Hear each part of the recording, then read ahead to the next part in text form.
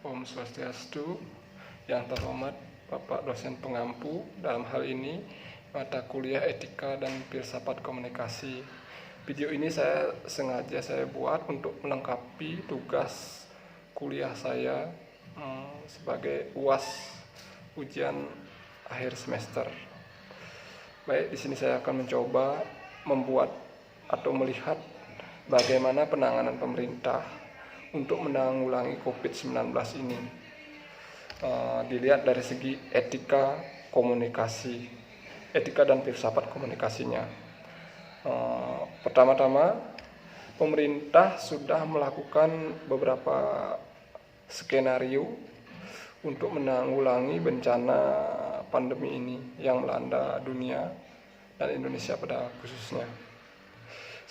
Skenario penerapan new normal di Indonesia mendapat beragam tanggapan dari beberapa masyarakat dan netizen di media sosial. Berdasarkan panduan Badan Kesehatan Dunia atau WHO, konsep ini mengharuskan orang beradaptasi dengan kebiasaan baru agar bisa hidup normal di tengah pandemi COVID-19 ini. New normal sebenarnya merujuk pada situasi yang baru, membentuk kebiasaan baru. New normal semestinya mendorong setiap orang menerima keadaan tidak biasa menjadi biasa. Dalam kaitannya dengan COVID-19 ini, new normal merujuk pada kebiasaan baru yang dirasa tidak nyaman. Namun harus dibuat nyaman demi keberlangsungan kehidupan. Seperti belajar online di rumah, bekerja dari rumah, serta menahan diri untuk tidak berekreasi misalnya. COVID-19 ini sampai COVID-19 ini reda. Meski tidak nyaman, semua ini dilakukan untuk menjaga diri dari risiko penularan penyakit yang belum ditemukan obatnya. Sayangnya, intisari dari new normal yang dimaksud sepertinya belum sepenuhnya dipahami oleh masyarakat Indonesia pada umumnya. Mayoritas orang Indonesia memahami new normal ini sebagai anjuran untuk kembali beraktivitas seperti biasa. Namun pemerintah bukan itu yang dimaksud dengan new normal seperti ini. Sama dengan saat sebelum pandemi COVID-19 ini terjadi, alias back to normal.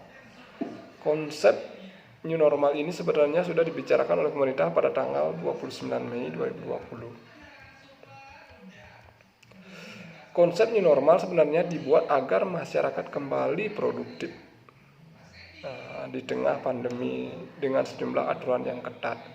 Karena masalah pandemi ini bukannya kesehatan masyarakat saja yang diutamakan, kedua juga ekonomi.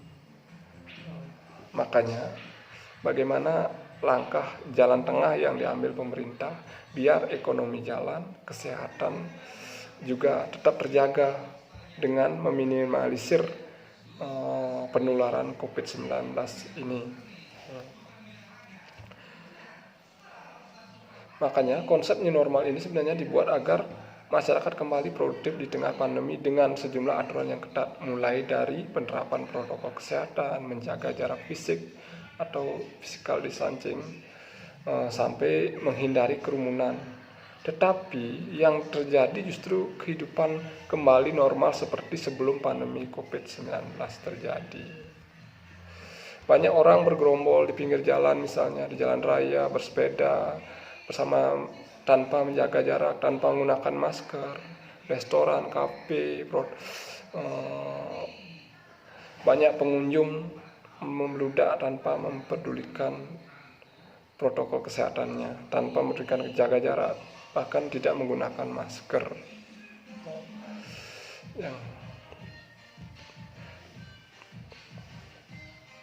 Begitu juga saya melihat di sini ada beberapa krisis pemerintah misalnya, seperti pendapat Liu dan Lavensus 2012 menjelaskan 3 jenis krisis yang dialami organisasi pemerintah. Pertama, krisis sistemik yang berhubungan dengan kegiatan operasional. Yang kedua, krisis adversial yang berhubungan dengan pihak berlawanan, serta krisis reputasi atau citra organisasi. Guna menghindari krisis tersebut, organisasi harus berkomunikasi krisis yang tepat. Apa itu komunikasi krisis? Komunikasi krisis adalah proses dialog berkelanjutan antara organisasi yang terkait, dalam hal ini pemerintah, dengan publik yang bertujuan menciptakan makna bersama dan menghadapi ancaman. Pada dasarnya, inti komunikasi krisis ini adalah merespon cepat krisis yang terjadi dengan pesan yang terbuka dan jujur.